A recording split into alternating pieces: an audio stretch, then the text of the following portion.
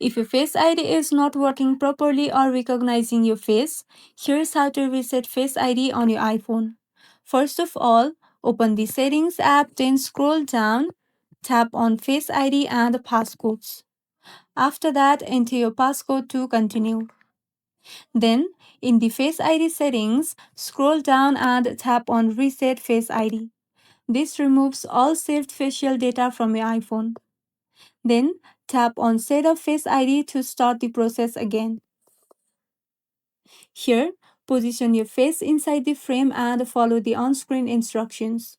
Move your head slowly in a circle to complete the first scan, then tap Continue.